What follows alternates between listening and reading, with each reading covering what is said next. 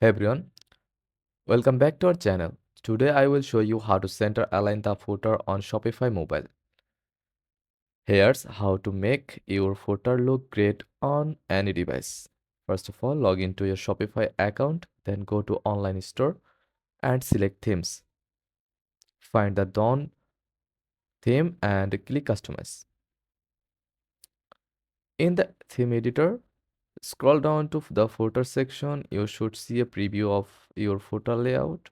To adjust the alignment, you will need to add some custom CSS.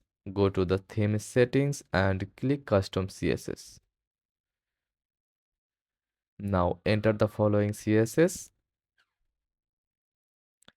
Save your changes and preview your site on mobile. You should now see the footer content perfectly centered. And that's it. Your footer is now center aligned on mobile in the Shopify Dawn theme. Like and subscribe for more Shopify tips. Thanks for watching.